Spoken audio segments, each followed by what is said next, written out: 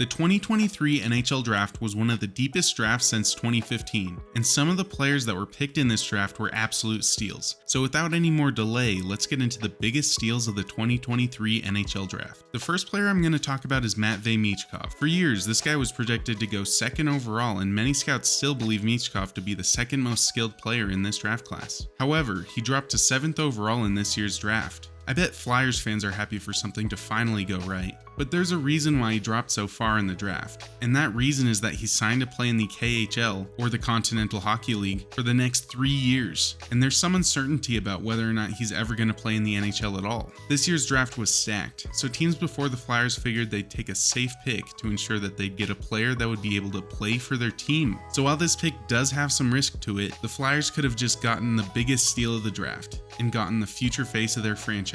The next player I'm going to talk about is Zach Benson, picked 13th overall by the Buffalo Sabres. Benson is a highly skilled forward that some scouts projected to go as high as 6th overall. Last season, Benson had 36 goals and 98 points in just 60 games with the Winnipeg Ice. TheHockeyWriters.com wrote that he is so skilled that he would have been a candidate to go 1st overall in the past 3 NHL drafts. He's an incredible playmaker and has a high hockey IQ. So why was he drafted so late? Well, quite simply, it's because of his size. He's only 5'9", which by NHL standards is pretty small. However, he's been performing really well at the Sabres development camp so far, so it looks like he's still projecting to become a highly skilled forward in the NHL. At 10th overall, the St. Louis Blues selected Dalibor Dvorsky. Dvorsky is a big two-way center with a great shot. He can protect the puck and rush the net. It's expected that he'll become a top 6 forward in the NHL, and some scout rankings had him going as high as 4th. There's not a lot to say about Dvorsky except that he's a great player, and the Blues got lucky that he was still available at 10th. I'd expect to see him in the NHL within the next few years. Jumping ahead a bit in the draft, let's talk about how the Avs managed to draft Callum Ritchie at 27th overall.